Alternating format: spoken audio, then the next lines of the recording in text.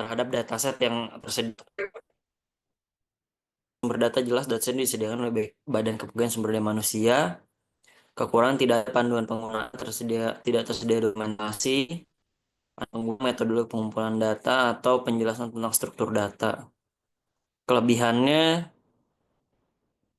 ini udah ada Creative Commons license ya, atau lisensi terbuka. Digunakan kebetulan lisensinya Creative Commons. Kekurangannya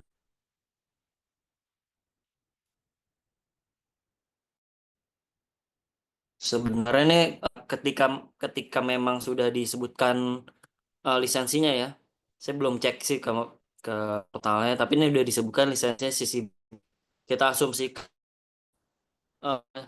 masyarakat itu sudah paham gitu. Jadi selama kita sudah menerapkan lisensinya, maka kewajiban ataupun apa requirement ya dari pemilik data itu kita anggap selesai gitu. Jadi ini adalah yang memang salah satu tugas saya pustakawan ataupun data steward membuat atau memberikan keterangan tentang bagaimana membuat lisensi sisi byte. Cuman memang ini harusnya kalau kita memang sudah terbiasa untuk menggunakan apa gitu ya, data, image atau sumber objek digital, kita asumsikan orang udah paham gitu. Jadi ini udah oke sih untuk kekurangannya ya. Ya mungkin kalau ada penjelasan lebih rinci tuh akan lebih baik gitu. Jadi si siapa Ilham ini udah cukup baik membuat analisis kritisnya. Kemudian format persediaan data XLS kurangnya dia tidak membuat format seperti JSON dan CSV. Kesimpulannya udah oke, cuman perlu meningkatkan manfaat dan pemanfaatan penyempurnaan metadata, penyediaan dokumentasi tambahan, diverifikasi format data yang lebih rinci. Nah ini udah sesuai dengan apa yang kita harapkan di hari Senin kemarin. Jadi Ilham udah bekerja dengan sangat baik begitu ya. Jadi harus dipertahankan. Mungkin nanti tinggal teknik deliverynya saja yang mungkin harus diimprove ya Ilham. Supaya orang yang ketika secara waktu cepat gitu ya, secara rapid dia bisa langsung bagaimana analisis kritis ini bisa dipahamin gitu. Nah, mungkin saya coba share screen yang kedua nih dari Nada. Sebenarnya saya pengennya sih Nada langsung ya yang presentasi begitu. Nah, ini Nada Syahrani Putri. Nah, ini yang saya maksud Ilham. Jadi kalau kita analisis ini kita bisa lebih baik ya membuat dalam bentuk matriks seperti ini. Seperti yang dibikin oleh Nada Syahrani. Jadi kita langsung notice secara gampang gitu ya. Jadi dibuat tabel, aspek, kelengkapan. Jadi yang kita komparasi mungkin tadi kita bikin buat ke kanan atau ke bawah juga bisa. Tergantung apa desire kita gitu mau yang seperti apa. Nah untuk eh ada ini dia menganalisis metadata dari Beltim ya. Yang pertama aspek analisis kritis portal dataset. Yang pertama metadata. Ini metadatanya masih terbatas gitu ya, cuma ada judul, deskripsi dan format file. Nah kemudian komparasi dengan Sifon. Ini Sifon ini metadatanya sangat lengkap ya. Jadi kalau data ini mempengaruhi soal pasnya gitu, fairness datanya. Ini semua dijabarkan sama Nada mulai dari judul, deskripsi, author, DOI, sampai dengan related datasets. Jadi kalau ada dataset yang berkaitan dengan studi yang dilakukan peneliti di C4 nih akan sangat membantu begitu untuk proses retrieval ataupun discovery datanya gitu. Kemudian sumber data, aspek kelengkapan metadata kelengkapan, kemudian sumber data ini tidak disebutkan secara eksplisit begitu ya sumber datanya. Kalau di C4 dilengkapkan termasuk metodologi dan juga referensinya. Mungkin proses pengumpulan data juga dijelaskan. Sedangkan untuk yang apa namanya untuk yang data BLT ini kita tidak bisa mengira-ngira gitu ya. Data BLT ini proses pengumpulannya seperti apa, metodenya seperti apa, sehingga untuk menggunakannya juga kita jadi rancu begitu. Kalau yang C4 kan jelas ya dia menggunakan citra udara ya, pakai drone, dia coba mapping, kemudian dia bikin apa legendanya, bagaimana perbedaan tinggi suatu tempat dengan tempat lain. kemudian struktur metadata ini konsisten dan juga tidak memenuhi standar. Nah, ini kalau yang sifat distintif untuk melakukan pencarian dan klasifikasi, kata kunci tersedia tapi tidak selalu relevan dan lengkap. Kalau yang C4 nih disusun dengan sistematis untuk melakukan pencarian klasifikasi. Nah, kemudian terms of clear, dua-duanya clear. Dua-duanya menggunakan Creative Commons license yang high. Ini penjelasan hak juga jelas, transparansi juga clear. Nah, kemudian mungkin Nada ini mencoba begitu ya, membuat dokumentasi gitu ya dari data tim, meskipun mungkin nggak dimuat begitu ya di website, tapi Nada mencoba membuatnya. Jadi terkait dengan metadata kemudian metadata statistik variabel, memberikan yang cukup bagaimana statistik variabel dan indikator. Dokumentasinya ini tidak lebih ditujukan untuk latar belakang teknis ya, sehingga orang awam atau non teknis mungkin kesulitan sensitif, tidak dijelaskan dengan baik pengguna yang tahu. Nah, meskipun WP juga masih data, pengguna harus mengompensasi jika ingin menggunakannya dan mengakses data secara otomatis. Nah, ini Nada sudah sangat baik ya membuat analisisnya, analisis kritis, dan juga menyajikan menyajikan hasil analisisnya begitu. Jadi ini kita bisa langsung melihat gitu ya komparasinya dengan sangat mudah, dan proses operasi memang sangat diperlukan begitu ya untuk data di Google. Nah, mungkin ini satu terakhir, tugas dari Nilna ya, Nilna Sada.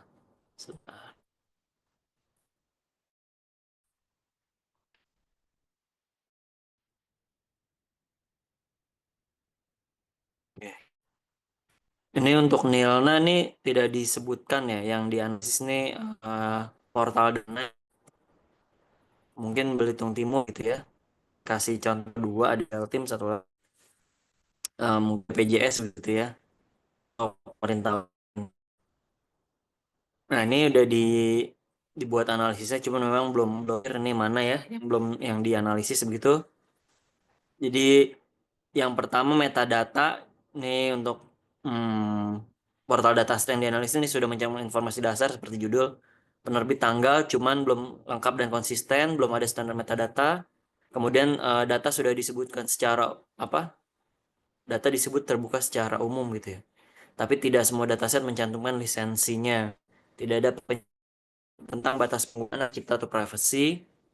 Kemudian dokumentasinya dataset yang tidak dilengkapi dengan teknis, panduan penggunaan, sulit dipahami oleh pengguna awam atau pemula. Kesimpulan, portal sudah memiliki data terbuka tapi perlu perbaikan pada aspek metadata, lisensi, dan dokumentasi agar lebih mudah digunakan dan bermanfaat. Nah, mungkin sebentar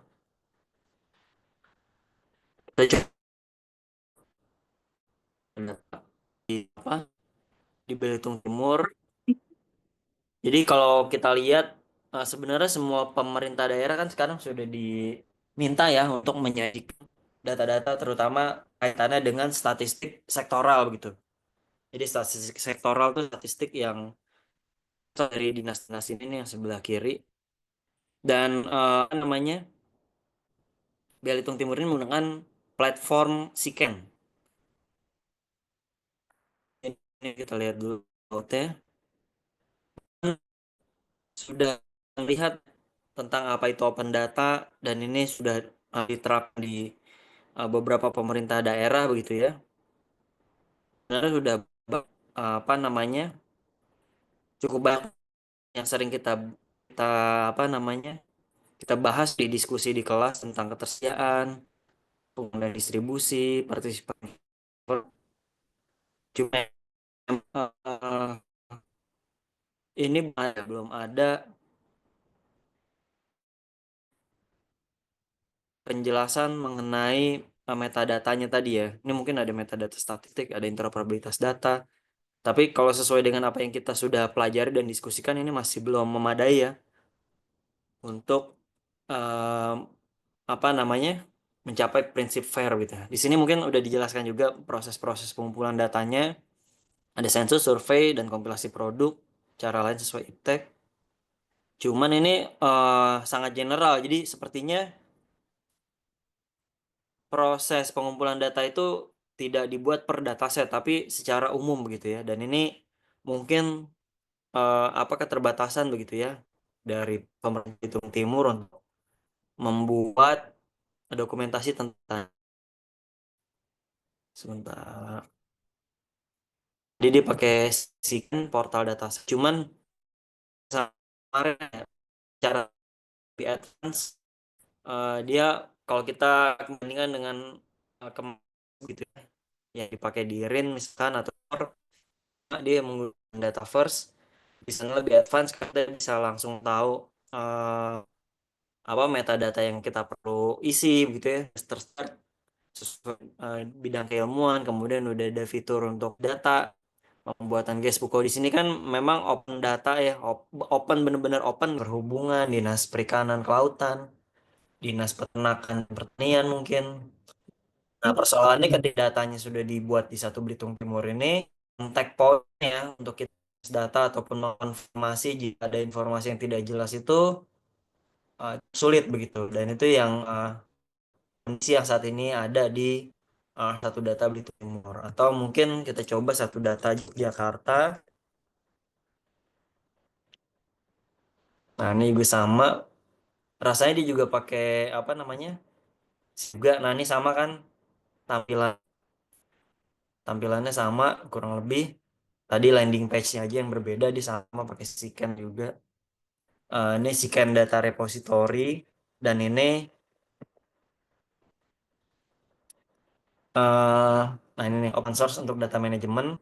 Dia sama claims juga ya, maksudnya sama-sama open source di data data management dan ini di memang beberapa pemerintah di pemerintahan gitu ya. Cuman dalam konteks untuk melakukan data sharing atau masih beberapa kurangan begitu ya. Seperti yang udah kita coba analisis di tugas hari Senin kemarin. Nah, misalnya kita buka satu di Yogyakarta juga kita lihat kondisi kan relatif lebih lengkap ya. Jadi di sini ada outnya si Kepala Dinas Perindustrian dan Koperasi UKM, kemudian harusnya ini udah, cuman yang kita sulit ya kalau kita mau pakai data ini dan mengkonfirmasi tidak langsung menuju ke individu atau orang yang menjawab atas data ini begitu. Nah, kalau kita buka misalkan, nah ini koperasi rasanya. Nah, ada URL, ada API, ada download. Dia macam-macam bisa download berarti terbukanya. Maps sudah cek,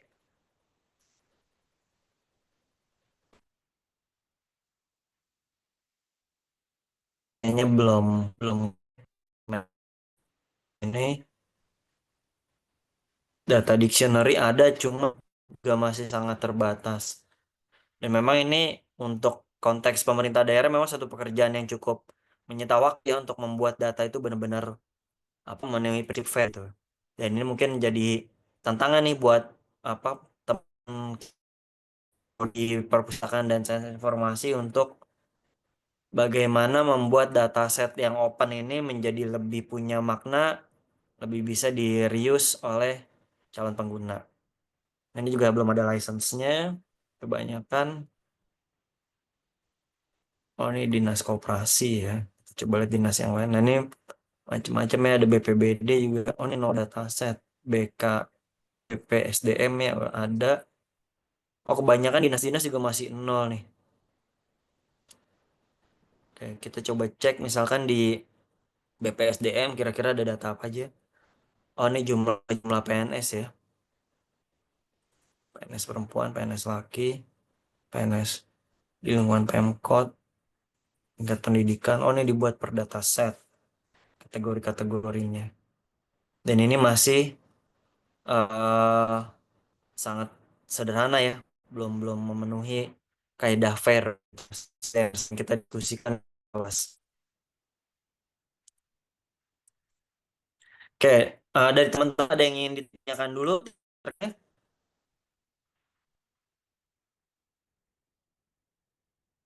Ada?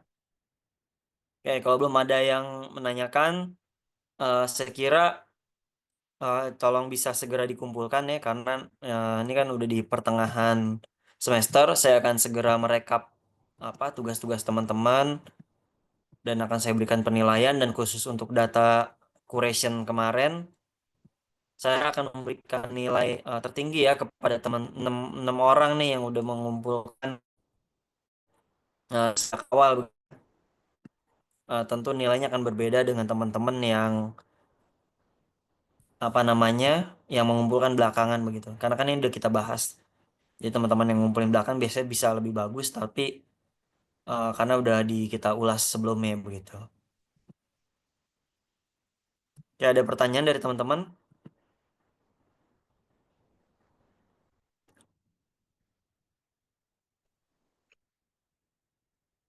Ada?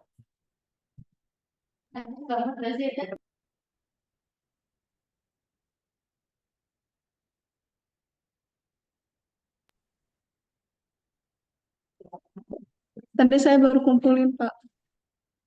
Oh, baru kumpulin ya? Ya, nggak apa-apa. Karena kemarin kantong tugasnya belum tahu.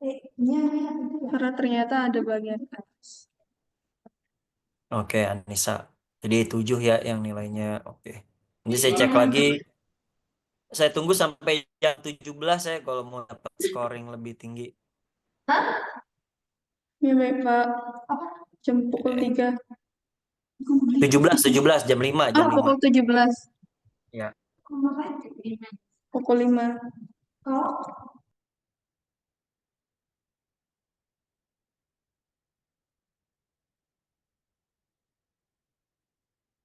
Oke, kalau belum ada pertanyaan, mungkin saya sedikit nge-review lagi tentang curation ya, data curation. Em, jadi sebagaimana yang minggu lalu udah kita pelajarin, bahwasannya kurasi data itu kan memastikan kualitas dataset yang disediakan begitu ya, ataupun dibagi pakaikan untuk publik itu benar-benar dataset yang ready ya, siap untuk dipakai, siap untuk dianalisis, dan em, benar-benar digunakan untuk pengambilan keputusan begitu. Nah, dengan situasi yang ada saat ini di Indonesia ya, terkait dengan satu data, itu kan kita sudah punya payung hukum ya, peraturan perundangan, ya, ini Perpres 39 tahun 2019. Artinya kita udah punya waktu kurang lebih 6 tahun untuk mengimplementasikan satu data. Namun dalam perjalanannya ternyata ini belum menjadi concern ya, ataupun belum menjadi perhatian bagi para stakeholders, terutama pemerintah daerah, untuk menyediakan dataset yang benar-benar fair ya, yang benar-benar baik. Nah, ini kan kita punya tugas, artinya ketika kita punya tanggung jawab gitu, misalkan nanti di pemerintah daerah ada yang bertugas di pemerintah daerah, kemudian menjalankan fungsi sebagai pengelola data atau data manager, kita sedapat mungkin begitu ya, memastikan aset yang nanti akan kita bagi pakaikan di publik itu berkualitas, sehingga orang ketika itu nggak kesulitan lagi gitu. Jadi em, pertama tentunya teman-teman, tahapan yang dilakukan kemarin kok di apa ya? Sebentar.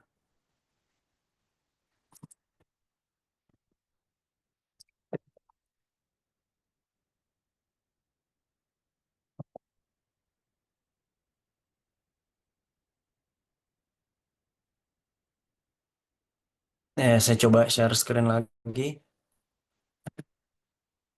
Jadi kalau kemarin kita pelajarin di data curation, itu ada beberapa checklist ya, ataupun tahapan dalam implementasi, disingkatnya untuk data curation. Yang pertama, check, understand, request, augment, transform, evaluate, and document. Nah, ini kan kita lakukan ketika kita membuat ataupun kita sudah menerima datanya begitu ya, ataupun mempersiapkan datanya untuk kita bagi pakai. Nah, persoalannya ketika kita nanti bekerja di suatu lembaga atau institusi, sebenarnya tahapan pertama yang kita pastikan adalah kita membangun prosedur ya, ataupun SOP dalam eh, pengelolaan data. Mulai dari data akan diciptakan, kita membuat data management plan begitu ya, karena itu bagian juga dari proses kurasi. Jadi itu menyederhanakan sebenarnya proses kurasi. Jadi di data management plan kan kita sudah pernah pelajari ya, kita mempersiapkan metadata, bagaimana proses preservasi, gimana kita menyimpan gitu ya. Nah, em, tahapan selanjutnya ketika kita sudah membuat SOP dan dari mulai tahap perencanaan pengumpulan data, kemudian proses pengumpulan, proses seleksi dan appraisal, kemudian enrich metadata, dan kita sajikan begitu di data repository, itu merupakan proses yang berjalan. Dan ketika kita sudah membuat prosedur, tetapi memang masih banyak yang belum menjalankan prosedur tersebut, baru kita akan menjalani proses kurasi ini. Dimulai dari cek begitu ya, files and read documentation, jadi kita baca bagaimana dataset itu bercerita gitu ya, atau informasi apa ataupun data apa yang disajikan itu kita harus lihat. Jadi tahapan dicek antara lain juga berkaitan juga dengan masalah etika ya, advance atau ethic consideration. Misalkan kita juga harus melihat di dalam data tersebut apakah ada data-data terkait individual ataupun komunitas yang representatif dari diverse human population, terkait masalah gender gitu ya. Kemudian perlindungan terhadap spesies, kemudian ada geolocation, geographic location. Kemudian juga ada juga terkait masalah kalau misalnya datanya menyangkut masalah hewan, kalau dalam konteks riset itu ada etika ya dalam penelitian terhadap hewan. Meskipun kita menggunakan hewan untuk uji coba dalam kegiatan penelitian, kita juga tetap harus memperlakukan hewan itu sebagai makhluk hidup ya. Gitu. Jadi ada aturan-aturannya dan juga ada etikanya dalam melakukan pengolahan data yang berkaitan dengan data hewan gitu ya. Hewan uji coba khususnya.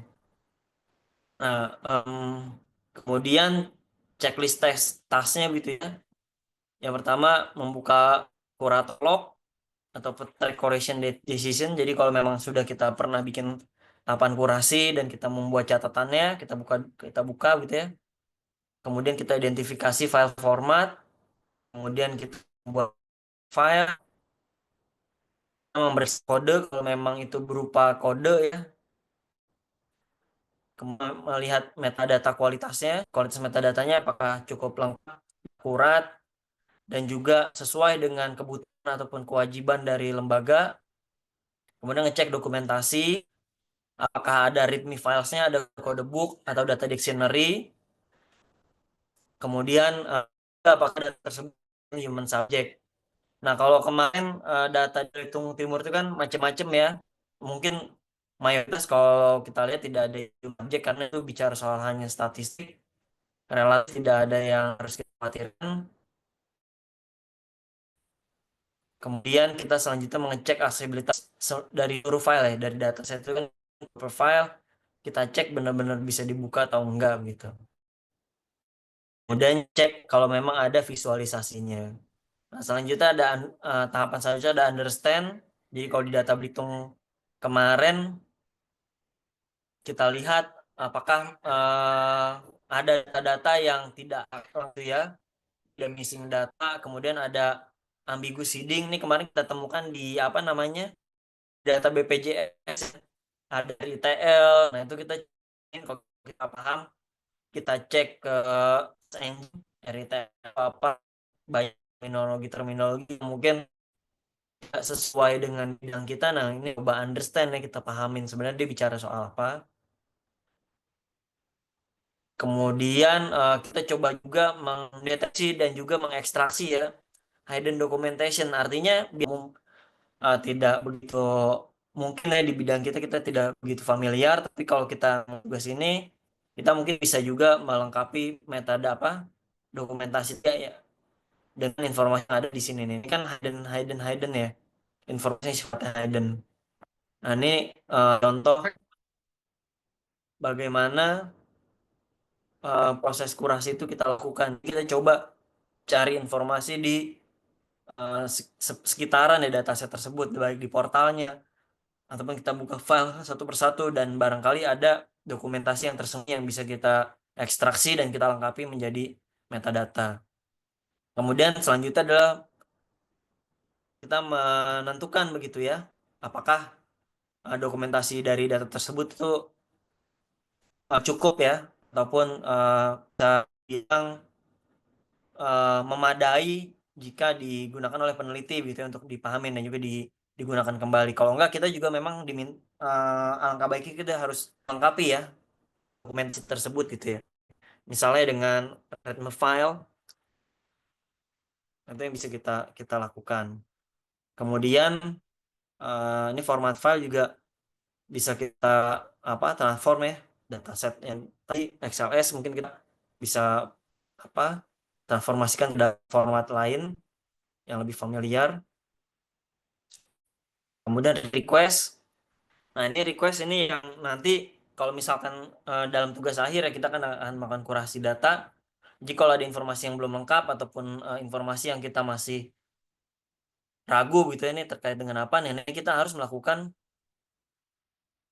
diskusi ataupun tanya jawab dengan pencipta datanya. Biasanya kalau di konteks tadi ya Belitung Timur, berarti kita harus kontak si organisasi perangkat daerahnya gitu, atau SKPD kalau dulu namanya. Terus kan OPD, organisasi perangkat daerah, ya ini dinas-dinas yang tadi memproduksi data. Jadi kalau di misalnya tadi ya kita contoh dari Jogja, kita lihat memang ini dari BKPSDM ya. BKPSDM ini mereka kita kontak nih. Jadi tentang jumlah PNS misalkan. Nah, ini bicara datanya tentang apa, siapa yang.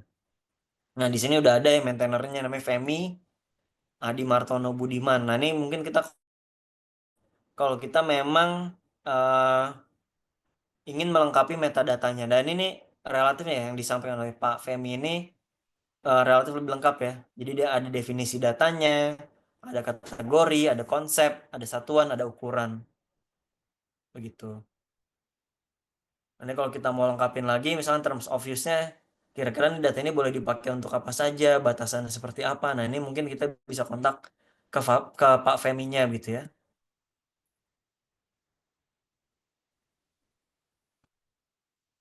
Selanjutnya tahapannya adalah augment. Jadi ketika kita nemu data yang seperti kemarin ya,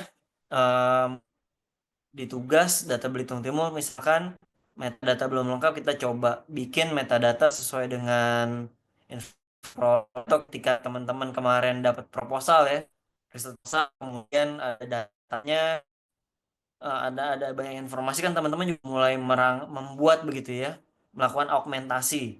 Jadi membuat penciptaan lagi ya terhadap metadata yang dituangkan ke dalam bentuk data management plan kalau kemarin. Nah, kalau sekarang kita bisa augment itu dari macam-macam dokumen gitu. Kalau misalkan em, contohnya kayak kemarin dari data management plan ada proposal, mungkin kita bisa merujuk ke proposalnya gitu untuk melengkapi metadatanya. Seperti itu.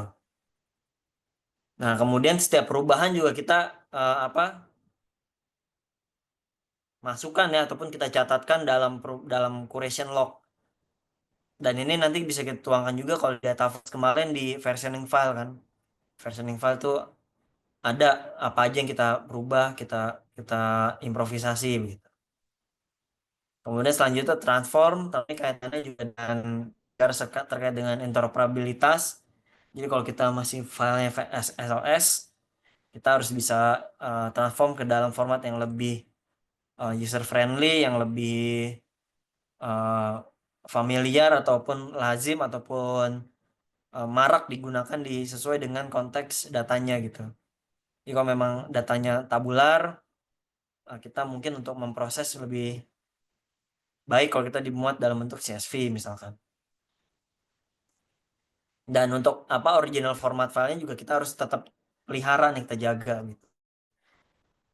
Dan tadi kita sampaikan ya, yang propose yang open source ataupun yang lebih reusable itu kita gunakan gitu ya. Kalau XLS kan relatif format file yang tertutup sebenarnya. Jadi kalau kita nggak pernah langganan Microsoft, nah kita kan nggak bisa tuh buka file XLS. Tapi kalau kita bikin pakai CSV, relatif kita bisa pakai di berbagai sistem operasi gitu ya. Kemudian dua yang terakhir ini adalah evaluate. Jadi kita melakukan evaluasi dari seluruh proses. Nah ini teman-teman kemarin saya tugaskan ya untuk membuat evaluasi dari dataset yang tersedia untuk public domain begitu ya terkait dengan standar-standar apakah sudah dipenuhi atau belum.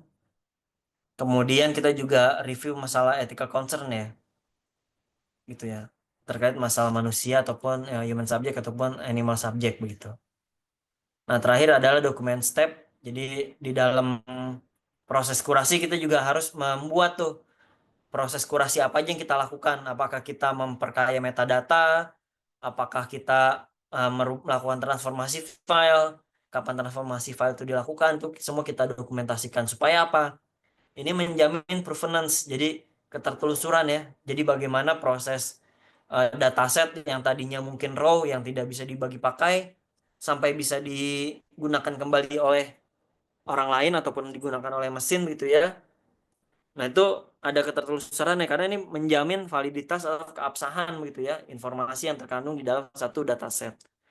Karena kita nggak bisa memungkiri, mungkin aja di masa yang akan datang ada benturan ya dalam konteks hukum dan kita tidak bisa membuktikan gitu ya proses kurasinya bisa jadi menjadi satu ganjalan ya dalam dalam proses hukum begitu ya kalau kita memang ada nanti ada masalah sengketa hukumnya gitu. Nah ini kalau ada proses dokumentasi yang baik tentunya ini akan sangat membantu ya ataupun juga memitigasi potensi-potensi kerugian di kemudian hari begitu. Kira-kira itu eh, yang bisa saya sampaikan untuk pertemuan kita di siang hari ini melalui platform Zoom. Kira-kira ada yang ingin ditanyakan dari teman-teman terkait dengan proses kurasi dan juga review tugas yang kemarin.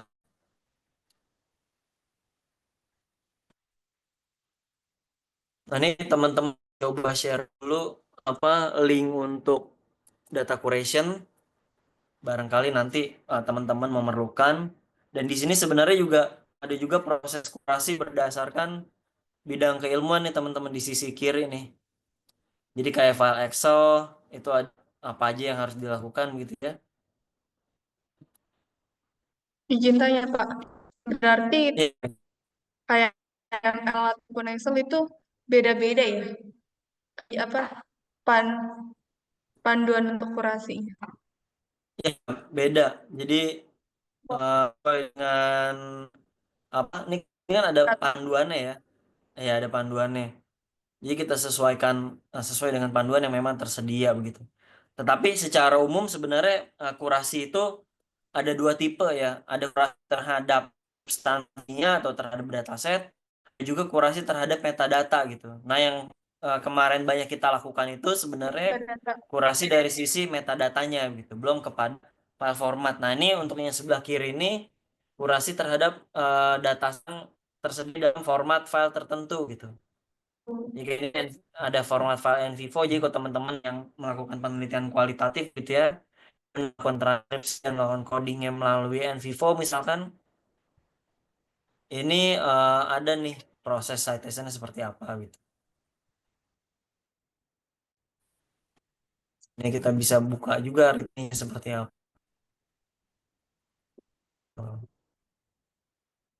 Berarti mohon maaf, kurasi itu dalam segi substantif sama metadata. Metadata ya. Substansi itu artinya langsung masuk ke file-nya, kemudian kita mencari atau apa kalau di dalam apa data science kan ada missing value ya. Jadi kalau ada dataset yang aneh gitu ya, outlier yang nggak lengkap data-datanya dan dalam satu kolom gitu ya ada data yang satu yang hilang nih value-nya nggak ada nilainya. Nah itu kita kasih terhadap filesnya gitu. Dan itu biasanya dilakukan oleh orang yang memang punya disiplin keilmuan di situ gitu. Eh, untuk mengetahui keanehan atau enggak kan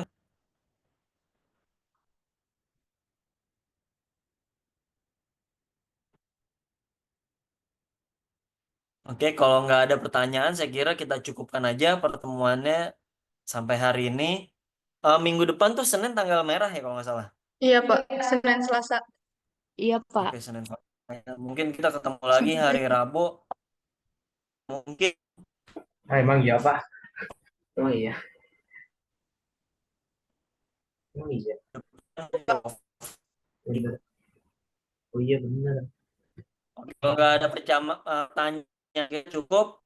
Terima kasih atas perhatian dan partisipasi dalam kelas kita pada siang ini. Maaf. Wassalamualaikum warahmatullahi wabarakatuh. Waalaikumsalam warahmatullahi Waalaikumsalam wabarakatuh. warahmatullahi Terima kasih, Pak. wabarakatuh. Terima kasih, Pak. Pak. Pak atas waktunya.